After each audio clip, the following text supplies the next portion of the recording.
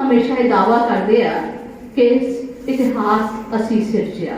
माफ करना हेर साहब मेरे वाल देख रहे हैं, मैं थोड़ी गल नहीं करती, मैं इन्हां मर्दां की गल नहीं करती जिहड़े मेरे सामने बैठे हैं। ये सारे मर्द तां सानू साडी ताकत नाल रूबरू कराउण वाले आ, सानू अजीम होने का एहसास कराउण वाले मर्द है। मैं दसदी हां कि ज़ाहरा तौर पर मैं मानदी हां ये गल कि सीधे तौर पर प्रतख रूप विच सानू औरतां नू कदी भी इतिहास सिरजण का मौका नहीं मिलिया, पर पिठ भूमि च रह के तुहाडे मोढे नाल मोढा जोड़ के एक भैन के रूप में, एक धी के रूप में, एक मां के रूप में असी हमेशा इतिहास दियां सिरजनहारियां रहियां हां। और अज असी प्रतख रूप च सामने तुहाडे तो अगे होके जिहड़ा है, मैं सिर्फ उन्हां औरतां दी गल नहीं कर रही जिहड़ियां बॉर्डर से डटियां हुईयां, जिहड़ियां इस वेले घरां च भी बैठियां हुईयां आ और जिहड़ियां इत्थे साडे सामने भी बैठियां हुईयां, पूरी शिद्दत दे नाल अंदोलन च जुड़ियां हुईयां और समाजिक विकास की प्रक्रिया दे विच अपनी शमूलियत दर्ज करा रही हैं।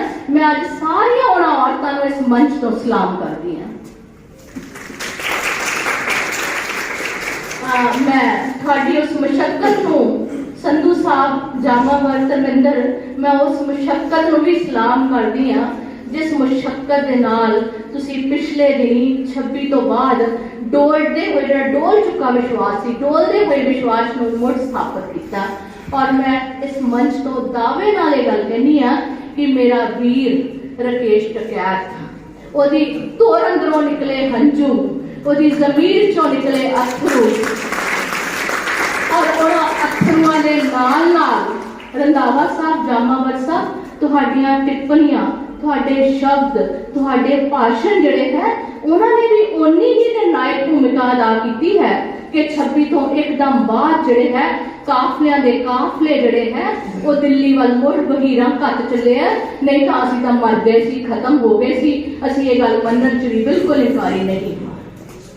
और सिद्कबानो तुसी बहुत तपस्या दे नाल बड़े हथ सच ते अपनी कमिटमेंट दे नाल एक नवी इबारत लिख रहे हो। इस संस्था दे विच आउणा साडा साडे लई बहुत बड़ी माण वाली गल है। मैं साडा एक बारी फिर स्वागत करदी हां। और एक गल मैं होर इत्थे करनी चाहांगी, स्वीटी मैम ने भी कहा कि मैडम भावुक तौर पर जुड़ चुके इस अंदोलन के नाल। मैं कल्ली नहीं जुड़ी इस अंदोलन के नाल, मैनू जानदा एक एक बंदा जिहड़ा है वो इस अंदोलन के नाल पूरी संजीदगी नाल जुड़िया होया। मेरे कॉलेज का एक एक बच्चा इस अंदोलन नाल जुड़िया होया। और जो मैनू प्रैस वाले पुछदे आ कि तुसी मैडम 2-2 लाख रुपया तनख्वाह लैण वाले तुसी किद्दां सड़कां ते झंडे चुक्की फिरदे आ, तो मैं उन्होंने भी हमेशा यही जवाब दिंदी हां। अज भी मेरा यही जवाब है कि इस संस्था के कोल विरासत है, साडे असीं वारिस हां इनकलाबी गुरु नानक देव जी दे, जिन्हां ने तर्क ते शब्द दे नाल उस वेले दी बादशाहत नूं वंगारिया सी। असीं वारिस हां शहीदां दे सरताज गुरु अर्जन देव जी दे, हिंद दी चादर गुरु तेग बहादुर जी दे, जिन्हां ने सबर संतोख ते संजम दे नाल मानवी हक्कां दी राखी लई अपणियां कुर्बानियां दित्तियां सी। असीं वारिस हां बादशाह दरवेश सरवंश दानी गुरु गोविंद सिंह जी दे, जिन्हां ने 5 प्यारे साज के जमहूरीयत वाल पहला कदम चुकिया सी। ते अज जदों जमहूरीयत दे टोटे टोटे कीते जा रहे तो असीं चुप करके किद्दां घरां च बैठ सकदे हां। इस साडी जिहड़ी विरासत है सानूं लई फिरदी है। मैं ये भी दसना चाहांगी संधू साहब तुहानूं कि लायलपुर दी जिस धरती तो असीं उठ के आए हां, उस धरती ते शहीद आजम सरदार भगत सिंह और शहीद सुखदेव दियां मुकद्दस पैड़ां दे निशान पे है। ओही मिट्टी लायलपुर तो चुक के इस धरती च लिया के पाई सी। और यही कारण है कि इस धरती नूं, जिस आज़ादी नूं साडे बहादुरां ने, साडे योधियां ने, साडे सूरमियां ने अपने खून नाल सिंधिया होवे, उस आज़ादी नूं असीं गवाचण नहीं देवांगे। असीं सिर धड़ दी बाजी ला के भी उहदी राखी करांगे। एक बार फिर मैं स्वागत करदी हां सारिआं दा। और मैं अपने पूरी गवर्निंग कौंसल वालों, जट से कौंसल वालों जिहड़े साडा ही हिस्सा है एक, और अपने सारे स्टाफ वालों सर एक बार फिर अपना वही अहद दोहराउंदी हां कि जदों तक असीं जित नहीं चाहते इन्हां हनेरियां दे खिलाफ असीं तन मन ते धन दे नाल डटे रहांगे। जय जवान जय किसान। चलिया उस रास्ते ते अपनी पग नूं दाग नहीं लगन दिता। ਅੱਜ ਵੀ ਇਹਨਾਂ ਦਾ ਬੈਗ ਖੋਲਿਓ, ਇਹ ਘਰੋਂ ਰੋਟੀ ਤੇ ਅਚਾਰ ਲੈ ਕੇ ਆਉਂਦੇ ਨੇ। ਦੁਪਹਿਰ ਦੇ ਖਾਣੇ ਦਾ ਫਿਕਰ ਇਹਨਾਂ ਨੂੰ ਨਹੀਂ ਹੁੰਦਾ, ਇਹਨਾਂ ਦੇ 2 ਰੋਟੀਆਂ ਤੇ ਅਚਾਰ ਇਹਨਾਂ ਦੇ ਬੈਗ 'ਚ ਹੁੰਦਾ ਹੈ। ਸਾਰੀ ਜ਼ਿੰਦਗੀ ਏਦਾਂ ਕੱਟਣ ਵਾਲੇ ਇਹ ਲੋਕ ਉਹ ਨੇ ਜਿਨ੍ਹਾਂ ਨੇ 1974 ਵਿੱਚ ਪੰਜਾਬ ਦੀ ਬੱਸ ਕਿਰਾਇਆ ਐਜੀਟੇਸ਼ਨ ਦੀ ਅਗਵਾਈ ਕੀਤੀ ਸੀ, ਜਦੋਂ ਇਹ ਸਟੂਡੈਂਟ ਫੈਡਰੇਸ਼ਨ ਆਫ ਇੰਡੀਆ ਦੇ ਆਗੂ ਸੀ। ਇਹਨਾਂ ਦੇ ਨਾਲ ਸੀ ਕੁਲਵੰਤ ਸਿੰਘ ਸੰਧੂ। ਕੁਲਵੰਤ ਸਿੰਘ ਸੰਧੂ ਜਮਹੂਰੀ ਕਿਸਾਨ ਸਭਾ ਦਾ ਜਨਰਲ ਸਕੱਤਰ ਹੈ, ਜਿਹਨੂੰ ਤੁਸੀਂ ਡੱਲੇਵਾਲ ਸਾਹਿਬ ਨਾਲ, ਜਿਹਨੂੰ ਤੁਸੀਂ ਰਾਜੇਵਾਲ ਸਾਹਿਬ ਨਾਲ, ਜਿਹਨੂੰ ਤੁਸੀਂ ਡਾਕਟਰ ਦਰਸ਼ਨਪਾਲ ਹੋਰਾਂ ਦੇ ਨਾਲ ਮੀਟਿੰਗਾਂ 'ਚ ਜਾਂਦਿਆਂ ਦੇਖਦੇ ਹੋ। ਅਸੀਂ ਅੱਜ ਉਹਨਾਂ ਨੂੰ ਵੀ, ਢੇਸੀ ਸਾਹਿਬ ਨੂੰ ਵੀ ਬੇਨਤੀ ਕੀਤੀ ਸੀ ਕਿ ਤੁਸੀਂ ਆਓ। ਉਹਨਾਂ ਨੇ ਮੈਨੂੰ ਸੰਧੂ ਸਾਹਿਬ ਨੇ ਕਿਹਾ ਕਿ ਤੁਹਾਨੂੰ ਪਤਾ ਹੈ ਅਸੀਂ ਤਾਂ ਆ ਸਕਦੇ ਹਾਂ, ਕੋਈ ਗੱਲ ਨਹੀਂ, ਦਿੱਲੀ ਸਾਡੇ ਲਈ ਦੂਰ ਨਹੀਂ ਗਈ, ਦਿੱਲੀ ਸਾਡੇ ਲਈ ਨਾਲ ਹੀ ਹੈ। ਤੇ ਮੈਂ ਉਦੋਂ ਦਾ ਵਿਆਹ ਆਇਆ ਨਹੀਂ, ਮੈਂ ਸੈਮੀਨਾਰ ਲਈ ਆ ਸਕਦਾ ਸੀ, ਪਰ ਮੈਂ ਇਸ ਲਈ ਨਹੀਂ ਆਉਣਾ ਕਿ ਜਦੋਂ ਅਸੀਂ ਲੋਕਾਂ ਨੂੰ ਦਿੱਲੀ ਸੱਦ ਰਹੇ ਆ, ਜਦੋਂ ਮੋਰਚੇਬੰਦੀ ਹੋ ਰਹੀ ਆ, ਜਦੋਂ ਇਸ ਤਰ੍ਹਾਂ ਤੋਪਾਂ ਟੈਂਕਾਂ ਦਾ ਅਟੈਕ, ਹਵਾਈ ਹਮਲੇ ਹੋਣ ਦੀਆਂ ਖਦਸ਼ੇ ਹੋਣ, ਉਸ ਵੇਲੇ ਮੈਂ ਇਸ ਮੋਰਚੇ ਨੂੰ ਛੱਡ ਕੇ ਨਹੀਂ ਜਾ ਸਕਦਾ। ਤੁਹਾਨੂੰ ਇੱਕ ਦਿਹਾੜੀ ਲਈ ਪ੍ਰਗਟ ਜਾਮਾ ਰਾਏ ਦਿੱਤਾ, ਤੁਹਾਨੂੰ ਇੱਕ ਦਿਹਾੜੀ ਲਈ ਰਤਨ ਰੰਧਾਵਾ ਦਿੱਤਾ, ਤੁਹਾਨੂੰ ਇੱਕ ਦਿਹਾੜੀ ਲਈ ਧਰਮਿੰਦਰ ਦਿੱਤਾ। ਸ਼ਾਮ ਤੱਕ ਤੁਹਾਨੂੰ ਧਰਮਿੰਦਰ ਦਿੱਲੀ ਦੇ ਸਿੰਘੂ ਬਾਰਡਰ ਤੋਂ ਜਿਹੜਾ ਲਾਈਵ ਦਿਖਾਈ ਦੇਗਾ। ਸੋ ਮੇਰਾ ਕਹਿਣ ਦਾ ਮਤਲਬ ਇਹ ਹੈ, ਇਹ ਉਹ ਲੋਕ ਨੇ ਜਿਨ੍ਹਾਂ ਨੇ ਬੱਸ ਕਿਰਾਇਆ ਐਜੀਟੇਸ਼ਨ ਦੀ ਅਗਵਾਈ ਕੀਤੀ ਤੇ ਹਿੰਦੁਸਤਾਨ ਦੀ ਕਿਸੇ ਵੀ ਸਟੇਟ ਵਿੱਚ ਬੱਸਾਂ ਦੇ ਪਾਸ ਨਹੀਂ ਸੀ ਬਣਦੇ। ਇਹਨਾਂ ਲੋਕਾਂ ਨੇ ਐਜੀਟੇਸ਼ਨ ਕੀਤੀ। ਮੈਂ ਉਹਨਾਂ ਬਾਰੇ ਇੱਕ ਆਰਟੀਕਲ ਲਿਖਿਆ ਸੀ। ਮੈਂ ਇਹਨਾਂ ਨੂੰ ਪੁੱਛਿਆ, ਮੈਂ ਕਿਹਾ ਸਾਥੀ ਜੀ ਤੁਸੀਂ ਮੈਨੂੰ ਦੱਸੋ ਤੁਹਾਡੇ ਮਨ 'ਚ ਖਿਆਲ ਕਿੱਦਾਂ ਆ ਗਿਆ ਕਿ ਬੱਸ ਕਿਰਾਇਆ ਐਜੀਟੇਸ਼ਨ ਜਿਹੜੀ ਆ ਇਹ ਵੀ ਬੱਸਾਂ ਦੇ ਪਾਸ ਦੀ ਸੁਵਿਧਾ ਲੈਣੀ ਆ। ਕਹਿੰਦੇ ਕਿ ਸਾਡਾ ਪ੍ਰਧਾਨ ਸੀ ਜਿਹੜਾ, ਉਹ ਇੱਕ ਮੀਟਿੰਗ 'ਚ ਲੇਟ ਆਇਆ ਤੇ ਉਹਨੇ ਕਿਹਾ ਮੈਂ ਟ੍ਰੇਨ 'ਚ ਆਉਣਾ ਤਰਨ ਤੋਂ ਅੰਮ੍ਰਿਤਸਰ। ਤੇ ਅਸੀਂ ਕਿਹਾ ਵੀ ਹਾਂਜੀ ਵੀ ਤੁਸੀਂ ਲੇਟ ਕਿਉਂ ਆਏ? ਕਹਿੰਦੇ ਟ੍ਰੇਨ ਹੀ 2 ਘੰਟੇ ਲੇਟ ਹੋ ਗਈ। ਤੇ ਅਸੀਂ ਕਿਹਾ ਵੀ ਤੁਸੀਂ ਬੱਸੇ ਕਿਉਂ ਨਹੀਂ ਆ ਗਏ? ਕਹਿੰਦੇ ਜੀ ਟ੍ਰੇਨ 'ਚ ਪਾਸ ਬਣਦਾ, ਬੱਸ 'ਚ ਪਾਸ ਨਹੀਂ ਬਣਦਾ। ਤੇ ਫਿਰ ਉੱਥੋਂ ਆਈਡੀਆ ਆਇਆ ਜੇ ਟ੍ਰੇਨ 'ਚ ਪਾਸ ਬਣਦਾ ਸਟੂਡੈਂਟ ਦਾ ਤੇ ਬੱਸ 'ਚ ਪਾਸ ਕਿਉਂ ਨਹੀਂ ਬਣਿਆ? ਸੋ ਗਿਆਨੀ ਜੈਲ ਸਿੰਘ ਨੇ ਡੀਏਵੀ ਕਾਲਜ ਜਲੰਧਰ 'ਚ ਆ ਕੇ ਇੱਕ ਤਰਫਾ ਐਲਾਨ ਕੀਤਾ ਸੀ ਕਿ ਸਟੂਡੈਂਟਾਂ ਨੂੰ ਬੱਸ ਪਾਸ ਦੀ ਸੁਵਿਧਾ ਮਿਲੇਗੀ, ਜਿਹੜੀ ਹੌਲੀ ਹੌਲੀ ਕਰਕੇ ਹੁਣ ਖੁਰ ਰਹੀ ਆ, ਖੋਈ ਜਾ ਰਹੀ ਆ। ਤੇ ਮੈਂ ਕਹਿਣਾ ਚਾਹੁੰਦਾ, ਮੈਂ ਵੀ ਡੀਏਵੀ ਕਾਲਜ ਵਿੱਚ ਅਧਿਆਪਨ ਦਾ ਕਾਰਜ ਕਰਦਾ ਆ, ਵੀ ਜੇ ਉਹ ਸੁਵਿਧਾ ਸਾਨੂੰ ਨਾ ਮਿਲੀ ਹੁੰਦੀ ਤੇ ਮੇਰੇ ਬਾਪ ਦੀ ਹੈਸੀਅਤ ਇੰਨੀ ਨਹੀਂ ਸੀ ਕਿ ਰੋਜ਼ ਮੈਨੂੰ ਕਿਰਾਇਆ ਦੇ ਕੇ ਭੇਜਦਾ ਤੇ ਰੋਜ਼ ਮੈਂ ਕਾਲਜੋਂ ਪੜ੍ਹ ਕੇ ਟੈਕਸ ਖਰਚ ਕੇ ਘਰ ਜਾਂਦਾ ਤੇ ਇੱਕ ਗਰੀਬ ਕਿਸਾਨ ਦਾ ਪੋਤਰਾ ਜਿਹੜਾ ਕਾਲਜ ਵਿੱਚ ਪ੍ਰੋਫੈਸਰ ਲੱਗ ਜਾਂਦਾ। ਸੋ ਰਤਨ ਰੰਧਾਵਾ ਜੀ, ਇਹ ਜਿਹੜੀ ਮੇਰੀ ਪ੍ਰੋਫੈਸਰੀ ਹੈ ਇਹ ਤੁਹਾਡੀ ਉਸ ਬੱਸ ਪਾਸ ਐਜੀਟੇਸ਼ਨ ਦੀ ਬਦੌਲਤ ਸੰਭਵ ਹੋਈ।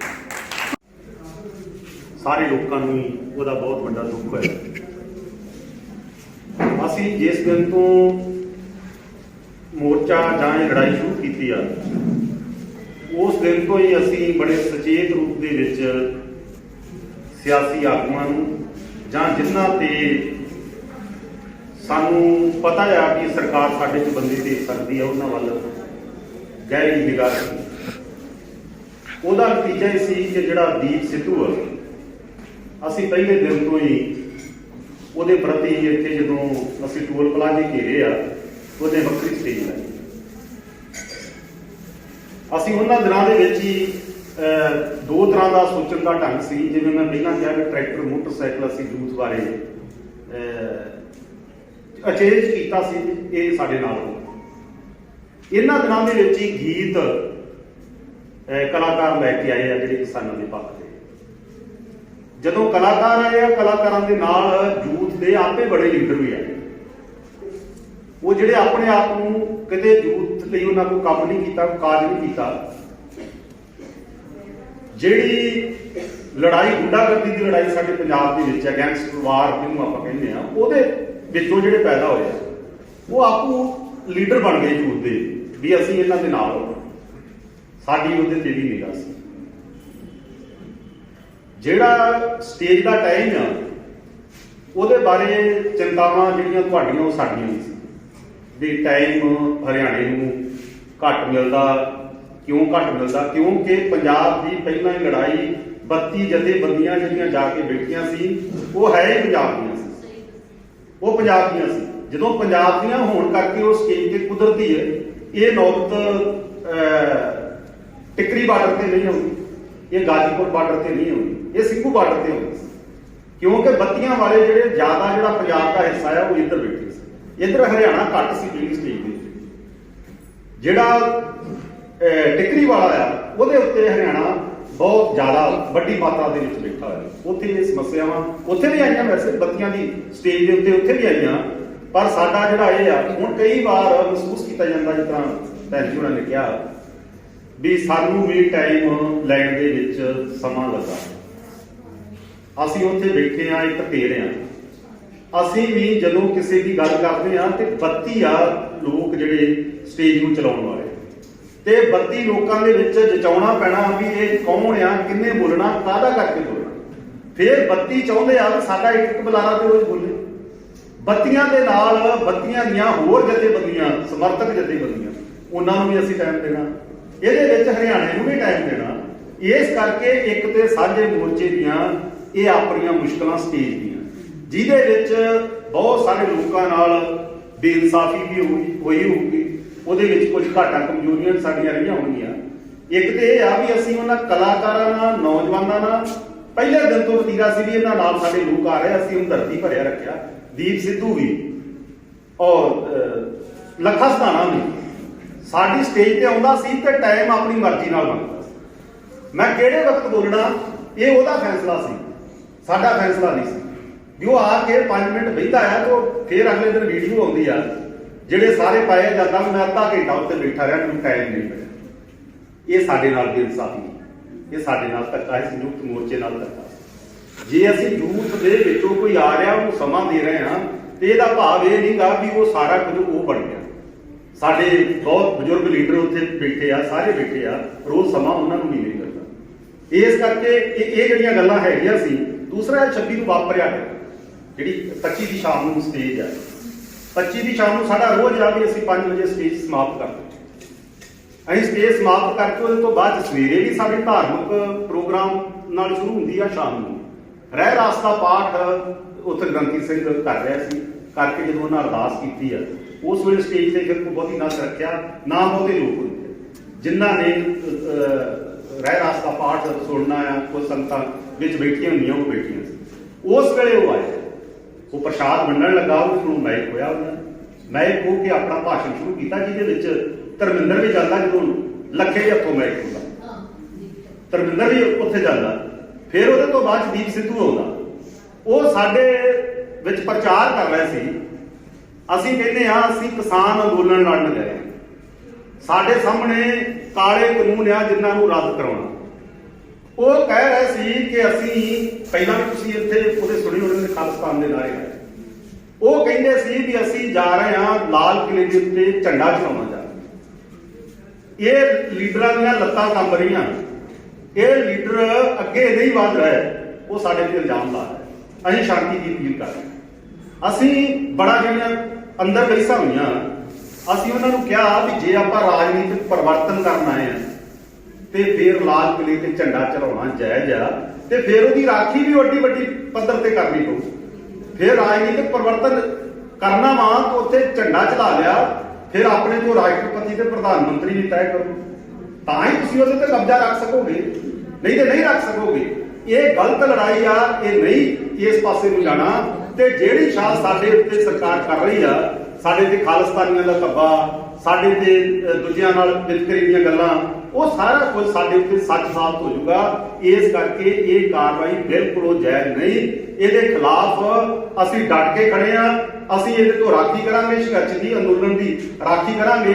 ਇਸੇ ਕਰਕੇ ਅਸੀਂ ਟਰੈਕਟਰ, ਤੁਸੀਂ ਇਹ ਜੋ ਉਸ ਦਿਨ ਅਗਲੇ ਦਿਨ ਤੁਸੀਂ ਰਾਤ ਖਾਣਾ ਨਹੀਂ ਖਾਧਾ, ਅਗਲੇ ਦਿਨ ਦੇ ਜਿਹੜੇ ਪੇਪਰ ਆ ਨਾ, ਸਾਡਾ 550 ਲੋਕ ਵਿਦੇਸ਼ਾਂ ਤੋਂ ਆਏ ਸੀ ਉਹਦੀ ਕਵਰੇਜ, ਜਿਹੜੇ ਉਹਦੀ ਕਵਰੇਜ ਕਰਨੀ ਸੀ। ਇਹ ਇਤਿਹਾਸਕ ਮਾਰਚ ਹੋਣਾ ਸੀ ਤੇ ਵਰਲਡ ਰਿਕਾਰਡ ਹੋਣਾ ਸੀ ਇਹ, ਵੀ ਇਸ ਤਰੀਕੇ ਦਾ ਲੋਕਾਂ ਦੇ ਵਿੱਚ ਗੱਲ ਜਾਣੀ ਸੀ ਵੀ ਐਡਾ ਵੱਡਾ ਅੰਦੋਲਨ ਕਿਸਾਨ ਕਰ ਸਕਦੇ ਇੰਨੀ ਵੱਡੀ ਗਿਣਤੀ 'ਚ, ਤੇ ਸ਼ਾਂਤਮਈ ਰਹਿ ਕੇ ਇਹਨਾਂ ਨੇ ਮਾਰਚ ਕੀਤਾ। ਇੱਕ ਉਹਦਾ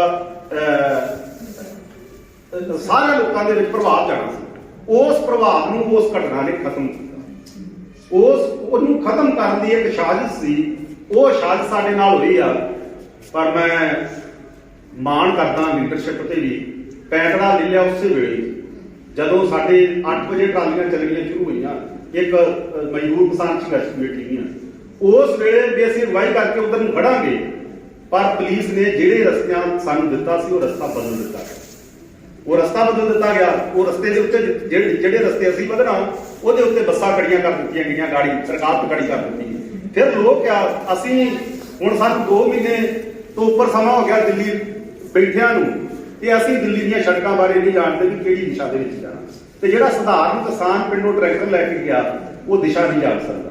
ਉਹਨਾਂ ਨੂੰ ਜਦੋਂ ਟਰਾਲੀਆਂ ਗਾੜੀ ਜਾਂਦੀਆਂ ਟਰੈਕਟਰ ਜਾਂਦੇ ਵੇਖੇ ਆ, ਉਹ ਮਗਰ ਉਹਦੇ ਉਸ ਪਾਸੇ ਨੂੰ ਚਲੇ ਗਏ। ਇਸ ਕਰਕੇ ਉਹ ਗਹਿਰੀ ਸਾਜ਼ਿਸ਼ ਨੇ ਸਾਡਾ ਨੁਕਸਾਨ ਬਹੁਤ ਕੀਤਾ, ਪਰ ਬੜਾ ਹੌਸਲੇ ਨਾਲ ਅਸੀਂ ਕਹਿੰਦੇ ਹਾਂ ਵੀ ਜਿਸ ਤਰੀਕੇ ਦੇ ਨਾਲ ਸਾਡੀ ਲੀਡਰਸ਼ਿਪ ਨੇ ਕਹਿ ਕੇ ਵੀ ਇਹ ਟਰੈਕਟਰ ਉੱਧਰ ਜਿਹੜੇ ਜਾ ਰਹੇ ਵਾਪਸ ਆ ਜਾਓ। ਅਸੀਂ ਮਾਰਚ ਕੈਂਸਲ ਕਰ ਦਿੱਤਾ, ਦੂਜੇ ਮਾਰਚ ਹੋਏ ਬਾਰਡਰਾਂ ਤੇ, ਪਰ ਸਿੰਘੂ ਬਾਰਡਰ ਵਾਲਾ ਵੀ ਟਰਾਲੀਆਂ ਰੋਕ ਲਓ, ਆਪਣੇ ਟਰੈਕਟਰ ਰੋਕ ਲਓ, ਇੱਥੋਂ ਹੁਣ ਤੁਸੀਂ ਵਾਪਸ ਆ ਜਾਓ। ਜਿੰਨੇ ਸਾਨੂੰ 550 ਕਿਲੋਮੀਟਰ ਦਾ ਰਸਤਾ ਮਿਲਿਆ ਸੀ, 550 ਕਿਲੋਮੀਟਰ ਦਿੱਲੀ ਦੀਆਂ ਸੜਕਾਂ ਦੇ ਉੱਤੇ ਜਾਣਾ ਸੀ। ਸਾਡੇ ਸ਼ਹਿਰਾਂ ਦੇ ਜਿਹੜੇ ਰੂਟ ਮਿਲੇ ਸਾਨੂੰ 550 ਕਿਲੋਮੀਟਰ ਦਾ ਸਫ਼ਰ ਅਸੀਂ ਤੈਅ ਕਰਨਾ ਸੀ, ਜਿਹੜਾ 2 ਦਿਨ ਘੱਟੋ ਘੱਟ ਲੱਗਣੇ ਸੀ। ਸਾਡਾ ਜਿਹੜਾ ਪਹਿਲਾ ਟਰੈਕਟਰ ਚੱਲਦਾ ਉਹਨੇ ਵਾਪਸ ਆਉਣ ਤੇ 2 ਦਿਨ ਉਹਨੂੰ ਲੱਗਣੇ ਸੀ। ਉਹ ਸਾਰਾ ਹੀ ਸਾਡਾ ਜਿਹੜਾ ਉਹ ਉਹਨਾਂ ਨੇ ਖਰਾਬ ਕਰ ਦਿੱਤਾ। ਇਸ ਕਰਕੇ ਅਸੀਂ ਕਈ ਲੋਕ ਸਾਨੂੰ ਅੱਜ ਵੀ ਗਾਲਾਂ ਕੱਢਦੇ ਆ ਵੀ ਲੱਖੇ ਸਿਧਾਣੇ ਨੂੰ ਕਿਉਂ ਮਾੜਾ ਕਹਿੰਦੇ ਜੇ, ਦੀਪ ਸਿੱਧੂ ਨੂੰ ਕਿਉਂ ਮਾੜਾ ਕਹਿੰਦੇ, ਉਹ ਸੰਘਰਸ਼ ਕਮੇਟੀ ਨੂੰ ਕਿਉਂ ਮਾੜਾ ਕਹਿੰਦੇ ਆ, ਸੰਯੁਕਤ ਮੋਰਚੇ ਵਾਲੇ। ਅਸੀਂ ਜੇ ਮਜ਼ਦੂਰ ਕਿਸਾਨ ਸੰਘਰਸ਼ ਕਮੇਟੀ ਦੇ ਰੂੜੇ ਵੱਜੇ ਆ, ਉਹਦਾ ਸਾਨੂੰ ਦਰਦ ਹੋਇਆ, ਕਿਉਂਕਿ ਉੱਥੇ ਕਿਸਾਨ ਬੈਠੇ ਆ, ਪਰ ਅਸੀਂ ਕਹਿੰਦੇ ਆ ਗਲਤੀ ਉਹਨਾਂ ਦੇ ਲੀਡਰਾਂ ਦੀ, ਗਲਤੀ ਉਹਨਾਂ ਨੇ। ਅਸੀਂ ਉਹਨੂੰ ਗਦਾਰੀ ਸ਼ਬਦ ਵਰਤਦੇ ਆ ਵੀ ਇਹ ਕਿਸਾਨ ਅੰਦੋਲਨ ਨਾਲ ਅਸੀਂ ਇਹ ਰਾਜਸਤਾ ਪਰਿਵਰਤਨ ਲਈ ਨਹੀਂ ਗਏ, ਅਸੀਂ ਇਹਦੇ ਲਈ ਗਏ ਆ। ਹਾਂ, ਲੋਕ ਤਿਆਰ ਹੋ ਜਾਣਗੇ, ਉਸ ਵੇਲੇ ਰਾਜ ਪਰਿਵਰਤਨ ਨਹੀਂ ਹੁੰਦੇ ਆ, ਲੋਕ ਕੀ ਕਰਦੇ ਆਏ ਆ, ਉਹ ਉਸ ਵੇਲੇ ਸੋਚਾਂਗੇ, ਪਰ ਅੱਜ ਸਮਾਂ ਨਹੀਂ। ਅੱਜ ਇਸ ਅੰਦੋਲਨ ਨੂੰ ਲੀਹੋਂ ਲਾਉਣ ਵਾਲਾ ਕੰਮ ਆ ਜਿਹੜਾ ਵੀ ਇਹਦੇ ਵਿੱਚ ਇਦਾਂ ਦੀ ਕਾਰਵਾਈ ਕਰਦਾ। ਦੂਸਰੀਆਂ ਵਾ ਲੋੜਾਂ ਅਸੀਂ ਉੱਥੇ ਵੀ ਬਹੁਤ ਵਾਰ ਅਸੀਂ ਵੀਡੀਓ ਪਾ ਕੇ ਲਿਖਿਆ ਵੀ ਬਹੁਤ ਸਾਰੇ ਲੋਕ ਅਸੀਂ ਅੰਦੋਲਨ ਲੜਨ ਗਏ ਆ, ਬੜੇ ਲੋਕਾਂ ਨੇ ਖੋਏ ਦੀਆਂ ਪਿੰਨੀਆਂ, ਬੜੇ ਲੋਕਾਂ ਨੇ ਬਦਾਮ, ਕਾਜੂ। ਪਹਿਲੀ ਵਾਰ ਕਿਸੇ ਮੋਰਚੇ 'ਚ ਦੇਖਿਆ ਵੀ ਥੱਲੇ ਤੁਹਾਨੂੰ ਡਿੱਗੇ ਹੋਏ ਬਦਾਮ ਮਿਲਣੇ, ਪੈਰਾਂ 'ਚ ਰੋੜਦਾ ਬਦਾਮ ਮਿਲਣੇ, ਵੀ ਇਹ ਇੰਨੇ ਲੋਕਾਂ ਨੇ ਲੰਗਰਾਂ ਦੀ ਭਰਮਾਰ ਆ। ਹਰ ਤਰ੍ਹਾਂ ਦਾ ਜਿਹੜਾ ਜੇ ਕਹਿ ਕੇ ਲੋਕਾਂ ਨੇ ਉੱਥੇ ਕੋਈ ਖੇਤਰ ਨਹੀਂ ਜਿਸ ਖੇਤਰ ਦੇ ਵਿੱਚ ਲੋਕ ਬਹਿ ਕੇ ਸੇਵਾ ਨਾ ਕਰ ਰਹੇ। ਕਿਤਾਬਾਂ ਦੇ ਲੰਗਰ ਹੈ, ਹਰ ਤਰ੍ਹਾਂ ਦਾ ਸਾਡੇ ਬੱਚੇ ਜਾਂਦੇ ਆ, ਪੀਜ਼ਾ ਉੱਥੇ ਮਿਲ ਰਿਹਾ, ਹਰ ਤਰ੍ਹਾਂ ਦੀ ਖਾਣ ਲਈ ਉੱਥੇ ਵਸਤਾਂ ਹੈ। ਪਰ ਅਸੀਂ ਉਸ ਵੇਲੇ ਵੀ ਕਹਿੰਦੇ ਹਾਂ ਕਿ ਇਹਦੀ ਬਹੁਤ ਆਦਤ ਹੋ ਗਈ ਆ। ਇਦਾਂ ਜਿਹੜਾ ਵਾ ਇਹ ਸਾਡਾ ਜਿਹੜਾ ਲੰਗਰ ਵਾਲਾ ਕੰਮ ਆ ਵੀ ਸਾਰੇ ਸਾਡੇ ਲੋਕੋ ਇਸ ਪਾਸੇ ਨਾ ਹੋ, ਦਾਲ ਫੁਲਕਾ ਮਿਲੇ, ਸਾਨੂੰ ਜਿਹੜੀਆਂ ਉਹ ਵਸਤਾਂ ਜਿਹੜੀਆਂ ਲੋੜੀਂਦੀਆਂ ਉਹ ਮਿਲਣ। ਇਦਾਂ ਦਾ ਮਾਹੌਲ ਨਾ ਬਣਾਈਏ ਕਿ ਮੇਲੇ ਵਾਲਾ ਸਾਡਾ ਅੰਦੋਲਨ ਵਾਲਾ ਬਣੇ। ਇਸ ਕਰਕੇ ਅਸੀਂ ਉਹ ਜਿਹੜਾ ਅੰਦੋਲਨ ਹੈ ਉਹਦੇ ਪ੍ਰਤੀ ਉਸ ਵੇਲੇ ਵੀ ਅਪੀਲਾਂ ਕੀਤੀਆਂ ਕਿ ਉਹ ਚੀਜ਼ਾਂ, ਕੇਲੇ, ਫਲ ਫਰੂਟ, ਇੰਨਾ ਜ਼ਿਆਦਾ ਕੰਬਲ, ਹਰ ਚੀਜ਼ ਜਿਹੜੀ ਆ ਉੱਥੇ ਕੋਈ ਏਦਾਂ ਦੀ ਘਾਟ ਨਹੀਂ ਸੀ, ਵੱਧ ਚੀਜ਼ਾਂ ਆ ਗਈਆਂ ਸੀ। ਸਾਨੂੰ ਮਹਿਸੂਸ ਹੋਇਆ 26 ਸ਼ਾਮ ਨੂੰ ਤੇ ਅਗਲੇ ਦਿਨ ਸਾਨੂੰ ਪਾਣੀ ਦੀ ਕਿੱਲਤ ਆ ਗਈ ਸੀ, ਪਾਣੀ ਉਹ ਸਪਲਾਈ ਦੁੱਧ ਦੀ ਕਿੱਲਤ ਆ ਗਈ ਸੀ। ਉੱਥੇ ਹਰ ਤਰ੍ਹਾਂ ਦੀ ਲੱਸੀ ਚੀਜ਼ਾਂ ਹਰਿਆਣੇ ਵਾਲੇ ਜਿੱਦਣ ਤੋਂ ਅਸੀਂ ਗਏ ਆ, ਦੁੱਧ ਲੱਸੀ ਉਹਨਾਂ ਘਾਟ ਨਹੀਂ ਰਹਿਣ, ਹਰ ਰੋਜ਼ ਹੀ ਗੱਡੀਆਂ ਜਾਂਦੀਆਂ, ਪਰ ਅਸੀਂ ਮਹਿਸੂਸ ਕੀਤਾ ਹੈ ਕਿ ਅਗਲੇ ਦਿਨ ਦੁੱਧ ਨਹੀਂ ਮਿਲਿਆ, ਕਿਉਂਕਿ ਉਹਦੇ ਤੇ 2 ਤਰ੍ਹਾਂ ਦੇ ਅਸਰ ਸੀ। ਇੱਕ ਸਰਕਾਰ ਦਾ ਪ੍ਰਚਾਰ ਸੀ, ਇੱਕ ਦਹਿਸ਼ਤ ਸੀ, ਤੇ ਇੱਕ ਭੀੜ ਸੀ ਜਿਹਦਾ ਕਰਕੇ ਕੁਝ ਵਸਤਾਂ ਪਹੁੰਚ ਨਹੀਂ ਸਕੀਆਂ, ਭੀੜ ਕਰਕੇ ਨਹੀਂ ਪਹੁੰਚ ਸਕੀਆਂ। ਕੁਝ ਉਸ ਵੇਲੇ ਹਰਿਆਣੇ ਦੇ ਮਨ 'ਚ ਆ ਗਿਆ ਵੀ ਇਹ ਉਹ ਆਪਣਾ ਏਜੰਡਾ ਪਹਿਲਾਂ ਇਹਨਾਂ ਨੇ ਛੋਹ ਲਿਆ, ਉਸ ਕਰਕੇ ਵੀ ਲੋਕਾਂ 'ਚ ਘਟਿਆ। ਤੀਸਰਾ ਜਿਹੜੀ ਪੁਲਿਸ ਦੀ ਦਹਿਸ਼ਤ ਆ ਵੀ ਹੁਣ ਇੱਥੇ ਕੁਝ ਨਾ ਕੁਝ ਹੋਣਾ, ਉਹ ਚੀਜ਼ ਨੇ ਵੀ ਰੋਲ ਅਦਾ ਕੀਤਾ। ਇਸ ਕਰਕੇ ਉਹਨਾਂ ਚੀਜ਼ਾਂ ਦੀ ਉਸ ਦਿਨ ਘਾਟ ਆਈ, ਪਰ ਉਹਦੇ ਤੋਂ ਬਾਅਦ 'ਚ ਫੇਰ ਸੰਭਲ ਗਿਆ। ਹੁਣ ਸਾਰੀਆਂ ਚੀਜ਼ਾਂ ਫੇਰ ਹੈ, ਕੋਈ ਏਦਾਂ ਦੀ ਗੱਲ ਨਹੀਂ ਕਿ ਕੋਈ ਸਾਨੂੰ ਲੰਗਰ ਦੀ ਘਾਟ ਆ, ਸਾਨੂੰ ਕੋਈ ਪਾਣੀ ਦੀ ਘਾਟ ਆ, ਜਾਂ ਸਾਨੂੰ ਹਾਂ ਜਿਹੜੀਆਂ ਪ੍ਰੋਬਲਮਾਂ ਟਾਇਲਟ ਵਗੈਰਾ ਨਹੀਂ ਉੱਥੇ ਲਾਗੇ ਲੋਕਾਂ ਨੂੰ ਪਰੇਸ਼ਾਨੀਆਂ ਅੰਦੋਲਨ 'ਚ ਆਉਂਦੀਆਂ ਅੱਜ ਵੀ ਆ। ਇਹ ਸਰਕਾਰ ਦੀ ਜ਼ਿੰਮੇਵਾਰੀ ਹੁੰਦੀ ਆ ਵੀ ਜੇ ਇੰਨੇ ਲੋਕ ਆਏ ਉਹਨਾਂ ਲਈ ਕੋਈ ਪ੍ਰਬੰਧ ਕੀਤੇ ਜਾਣ। ਇਹ ਹੈਗੀਆਂ ਉੱਥੇ ਮੁਸ਼ਕਲਾਂ ਹੈਗੀਆਂ, ਪਰ ਇਹ ਨਹੀਂ। ਅਸੀਂ ਸਭ ਤੋਂ ਵੱਡੀ ਅਪੀਲ ਉਸ ਵੇਲੇ ਵੀ ਕਰਦੇ ਸਾਂ ਵੀ ਸਾਨੂੰ ਸਭ ਤੋਂ ਵੱਧ ਲੰਗਰਾਂ ਨਾਲੋਂ ਵੱਧ ਲੋੜ ਤੁਹਾਡੀ ਹਾਜ਼ਰੀ ਦੀ ਆ। ਜਿੰਨੇ ਲੋਕ ਤੁਸੀਂ ਤੇ ਪ੍ਰਬੰਧਕਾਂ ਦਾ ਅਸੀਂ ਕਿਸਾਨ ਜਥੇਬੰਦੀਆਂ ਵੱਲੋਂ ਤੇ ਪੂਰੇ ਭਾਰਤ ਦੇ ਕਿਸਾਨਾਂ ਵੱਲੋਂ ਧੰਨਵਾਦ ਕਰਦੇ ਹਾਂ। ਅਸਲ ਦੇ ਵਿੱਚ ਗੱਲ ਇਹ ਹੈ ਕਿ ਅੱਜ ਤੱਕ 47 ਤੋਂ ਪਹਿਲਾਂ ਜਦੋਂ ਦੇਸ਼ ਗੁਲਾਮ ਸੀ ਤੇ 47 ਤੋਂ ਬਾਅਦ 2020 ਤੇ ਅੱਜ ਦੇ ਵਿੱਚ ਖੜੇ ਆ, ਕਦੀ ਕਿਸੇ ਕਿਸਾਨ ਨੂੰ ਸੁਣਿਆ ਹੀ ਨਹੀਂ ਗਿਆ, ਉਹਨੂੰ ਬੋਲਣ ਨਹੀਂ ਦਿੱਤਾ ਗਿਆ। ਚਾਹੇ ਉਹ ਪਿੰਡਾਂ ਦੇ ਵਿੱਚ ਜਿਹੜੇ ਲੋਕ ਵੋਟਾਂ ਦੇ ਲਈ ਇਹ ਕਹਿ ਕੇ ਆਉਂਦੇ ਆ ਕਿ ਅਸੀਂ ਤੁਹਾਡੇ ਲਈ ਇਹ ਕਰਾਂਗੇ ਉਹ ਕਰਾਂਗੇ ਇਹ ਚੀਜ਼ ਲੈ ਕੇ ਆਵਾਂਗੇ, ਪਰ ਕਿਸਾਨ ਨੂੰ ਕਦੀ ਨਹੀਂ ਸੁਣਿਆ ਗਿਆ। ਜੱਟ ਦਾ ਗੱਲ ਕਰਦੇ ਹਾਂ ਅਸੀਂ, ਜੱਟ ਉਹ ਨਹੀਂ ਜਿਹੜਾ ਗਾਣਿਆਂ ਦੇ ਵਿੱਚ ਲਗਾਤਾਰ, ਜੱਟ ਇੱਕ ਕਿਸਾਨ ਹੈ ਜਿਹੜਾ ਬੰਜਰ ਮਿੱਟੀ ਨੂੰ ਪੱਟਦਾ ਹੈ। ਉਹ ਜਿੱਦਾਂ ਦੀ ਮਰਜ਼ੀ ਹੋਈ ਹੈ, ਉਹ ਪੱਟਦਾ ਹੈ, ਉਹਦੇ ਨਾਲ ਜਦੋਜਹਿਦ ਕਰਦਾ ਹੈ ਤੇ ਉਹ ਪੱਟ ਕੇ ਉਹਦੇ 'ਚ ਇੱਕ ਬੀਜ, ਉਹ ਬੀਜ ਨਵੇਂ ਫੁੱਲਾਂ ਦਾ, ਨਵੇਂ ਫਲਾਂ ਦਾ ਉਹ ਪਾਉਂਦਾ ਹੈ ਤੇ ਜਿਹਦੇ ਤੋਂ ਉਹ ਹੋਰ ਸੈਂਕੜਿਆਂ ਦੀ ਤਾਦਾਦ ਦੇ ਵਿੱਚ ਆਉਂਦੇ ਹੈ। ਤੇ ਜਦੋਂ ਉਹ ਬੀਜ ਸਾਡੇ ਹੱਥਾਂ ਦੇ ਵਿੱਚ ਆਉਂਦੇ ਆ ਤਾਂ ਉੱਥੋਂ ਨਵਾਂ ਪੈਸਾ ਤਿਆਰ ਹੁੰਦਾ ਹੈ। ਜਦੋਂ ਅਸੀਂ ਪੈਸੇ ਦੀ ਗੱਲ ਕਰਦੇ ਹਾਂ ਕਿ ਪੈਸਾ ਕਿੱਥੋਂ ਆਉਂਦਾ ਹੈ, ਪੈਸਾ ਉੱਥੋਂ ਆਉਂਦਾ ਹੈ। ਤੇ ਇਹ ਸਰਮਾਏਦਾਰੀ ਧਿਰ ਜਿਹੜੀ ਲਗਾਤਾਰ, ਇਹ ਅੱਜ ਨਹੀਂ, ਜਿਹੜੀ RSS BJP ਅਦਾਨੀ ਅਬਾਨੀ ਦੇ ਰੂਪ ਦੇ ਵਿੱਚ ਸਾਡੇ ਸਾਹਮਣੇ ਖੜੀ ਹੈ, ਇਹ ਪਹਿਲਾਂ ਤੋਂ ਥਾਂ ਲਗਾਤਾਰ ਹਮਲਾ ਕਰਦੀ ਆ ਰਹੀ ਹੈ। ਤੇ ਅੱਜ ਉਹ ਇਹਨਾਂ ਤਿੰਨ, ਚਾਹੇ ਉਹ ਦਾ farm produce trade and commerce कानून है, चाहे एसेंशियल अकोमोडिटी है, चाहे जिन्हें चारे है तीन खेती कानून ते चौथा बिजली एसेंशियल अकोमोडिटी कानून है, ये लैके उस जमीन के ऊपर काबू होना चाहते हैं, सारे पैसे के ऊपर काबू होना चाहते हैं। ये है असलियत। ਅਸੀਂ ਜਦੋਂ ਕਿਸਾਨ ਆਏ हैं ये गल करते हैं, साडी तो लड़ाई पहले ही जदोजहद दे नाल वीरली हुणां ने जिहड़ी गल कीती, जिस खिते दे विचों ਅਸੀਂ आते हैं, मैडम नवजोत कौर आते हैं, साढ़े इस खिते आते हैं, वो खिता जिथे पहले ही सरमाएदार धिर काबज है, की करती है उत्थे वो धिर जिस खेत के विचों असीं अनाज पैदा करते हैं, उस खेतों के विचों माइनिंग करती है। माइनिंग जो माइनिंग की गल करते हैं तो लोग कई बार कहते हैं भी मिट्टी या रेतों की गल करते हैं, कली सैंड की गल नहीं। माइनिंग ये लोहा माइनिंग करके धरती के हेठों निकलता है, पत्थर सोना तांबा कासा सारा धरती के हेठों निकलता। तो असं पढ़ते आए हैं खनिज पदार्थ इस धरती के बिल्कुल हेठ हाँ। अज वो समय के खड़े हैं जो साडे जिहड़े एक्टर है, पिछले दिन एक ऐड आती है तो उहदे अमिताभ बच्चन मशहूरी करता है लोहे की चगाठा की, क्योंकि मेरे शब्द सीधे है, मैं इन्ना ज़्यादा पढ़िया लिखा नहीं, पर अपने खेतों के असीं उत्थे जदोजहद करते हैं। ਤੇ ਉਹ ਜਿਹੜਾ ਲੋਹਾ ਆਣਾ ਕਿੱਥੋਂ ਹੈ, ਉਹ ਲੋਹਾ ਆਣਾ ਬਸਤਰ ਦੇ ਉਹਨਾਂ ਜੰਗਲਾਂ ਨੂੰ, ਉੱਥੋਂ ਦੇ ਆਦੀਵਾਸੀਆਂ ਨੂੰ ਉਜਾੜ ਕੇ ਉਹਨਾਂ ਦੇ ਘਰਾਂ ਨੂੰ ਪੱਟ ਕੇ, ਉਸੇ ਤਰੀਕੇ ਦੇ ਨਾਲ ਸਾਡੇ ਖਿੱਤੇ ਹਾਜੀਪੁਰ ਮੁਕੇਰੀਆਂ ਦੇ ਵਿੱਚ 100 ਫੁੱਟ ਤੱਕ ਮਿੱਟੀ ਪੱਥਰ ਇਹ ਸਾਰਾ ਪੱਟ ਕੇ ਉਸ ਜਿੱਥੋਂ ਅਸੀਂ ਫਸਲਾਂ ਕੱਢਦੇ ਸੀ ਵੀ ਉਹ ਖਤਮ ਕਰ ਦਿੱਤਾ ਸਿਲਸਿਲਾ, ਕਰਸ਼ਰ ਲਗਾ ਦਿੱਤੇ। ਘਰਾਂ ਦੇ ਲਾਗੇ ਸਾਨੂੰ ਕਈ ਪ੍ਰਕਾਰ ਦੀਆਂ ਦਿੱਕਤਾਂ ਤੇ ਅਸੀਂ ਲੜਦੇ ਆ, ਲਗਾਤਾਰ ਲੜਦੇ ਆ। ਤੇ ਜਿਹੜੀ ਹੁਣ ਗੱਲ ਖੜੀ ਹੈ ਜਿਸ ਕਰਕੇ ਅਸੀਂ ਉਸ ਖਿੱਤੇ ਦੇ ਵਿੱਚ ਲੜੇ, ਜੰਗਲ ਤੇ ਜ਼ਮੀਨ ਨੂੰ ਬਚਾਉਣ ਦੀ, ਹੁਣ ਗੱਲ ਉਹਦੇ ਤੋਂ ਅੱਗੇ ਹੈ ਜਿਹੜੀ ਤੁਹਾਡੇ ਨਾਲ ਜੋੜਨੇ ਚਾਹੁੰਦੇ ਹਾਂ। ਕਿਉਂਕਿ ਮਾਈਨਿੰਗ ਦਾ ਕਿੱਤਾ ਅਸੀਂ ਉੱਥੇ ਲੜਦੇ ਆਏ ਹਾਂ, ਕਾਫੀ ਹੱਦ ਤੱਕ ਕਾਮਯਾਬ ਵੀ ਹੋਏ ਹਾਂ, ਜੇਲਾਂ ਤੱਕ ਚੱਲੀਆਂ, ਕੋਈ ਪਰਵਾਹ ਨਹੀਂ, ਲੜੇ। ਗੱਲ ਹੁਣ ਇੱਥੇ ਖੜੀ ਹੈ ਵੀ ਅੱਜ ਅਸੀਂ ਖੜੇ ਕਿਸ ਜਗ੍ਹਾ ਤੇ, ਜਿਹੜੇ ਤੁਸੀਂ ਨੌਜਵਾਨ ਹਮ ਉਮਰ ਹੈ, ਅੱਜ ਸਾਡੇ ਨਾਲ ਬੈਠ ਕੇ ਸਾਨੂੰ ਬੋਲਣ ਦਾ ਮੌਕਾ ਦੇ ਰਿਹਾ, ਤੁਹਾਡੇ ਨਾਲ ਅਸਲ ਦੇ ਵਿੱਚ ਗੱਲ ਸਾਂਝੀ ਕਰਨ ਦੀ ਹੈ। ਜੇ ਕਿਉਂਕਿ ਮੈਡਮ ਨੇ ਦੱਸਿਆ ਕਿ ਤੁਸੀਂ ਜਾਣਾ ਚਾਹੁੰਦੇ ਹੋ ਦਿੱਲੀ, ਸਭ ਤੋਂ ਪਹਿਲੀ ਗੱਲ ਦਿੱਲੀ ਜਾ ਕੇ ਉੱਥੇ ਮਿਲਿਓ ਤੇ ਤੁਹਾਨੂੰ 2-3 ਪਲੇਸ ਦੱਸਾਂਗੇ। ਉੱਥੇ ਨਾ ਕੋਈ ਦਿਨ ਦੇ 1 ਘੰਟਾ ਸਵੇਰੇ ਤੇ 1 ਘੰਟਾ ਸ਼ਾਮ ਉਸ ਜਗ੍ਹਾ ਤੇ ਖੜੇ ਹੋ ਕੇ ਉੱਥੇ ਆਂਦੀ ਜਾਂਦੀ ਚਹਿਲ ਪਹਿਲ ਨੂੰ ਦੇਖਿਓ।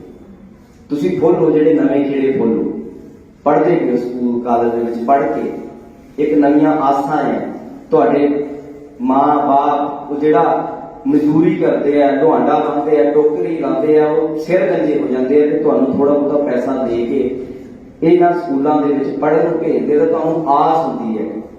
ਮੈਨੂੰ ਵੀ ਇੱਕ ਸਮੇਂ ਆਸ ਸੀ ਕਿ ਮੈਂ ਪੜ੍ਹ ਗਿਆ ਤੇ ਮੈਂ ਨੌਕਰੀ ਲੈਣੀ ਹੁਣ, ਨੌਕਰੀ ਲੈ ਕੇ ਇਹ ਜਿਹੜੇ ਪਏ ਨੇ ਮੈਨੂੰ ਇੱਥੇ ਤੱਕ ਭਜਿਆ, ਮੈਂ ਇਹਦੇ ਦੋ ਟੁਕ ਦੀ ਰੋਟੀ ਤੇ ਹੋਰ ਇਹਦੇ ਸਹੂਲਤ ਦਾ ਬੰਦੋਬਸਤ ਕਰਨਾ ਹੈ ਤੇ ਅੱਗੇ ਪਰਿਵਾਰ ਚਲਾਉਣਾ ਹੈ। ਪਰ ਜਦੋਂ ਤੁਹਾਡੇ ਕੋਲ ਜਿਹੜੀ ਪਹਿਲੀ ਜਨਰੇਸ਼ਨ ਆ ਉਹ ਪੜ੍ਹ ਕੇ ਜਿਹੜੀ ਗਈ ਹੈ, ਜਿਹੜੀ ਮੈਂ ਦਿੱਲੀ ਖੁਦ ਜਿਹੜਾ ਮਹਿਸੂਸ ਕਰਦਾ ਪਿਆ ਲਗਾਤਾਰ ਪਿਛਲੇ 70-72 ਦਿਨ ਉੱਥੇ ਰਹਿ ਕੇ, ਵੱਖ-ਵੱਖ ਖਿੱਤਿਆਂ ਦੇ ਵਿੱਚੋਂ ਨੌਜਵਾਨ ਮੁੰਡੇ ਕੁੜੀਆਂ ਜਾ ਕੇ ਉੱਥੇ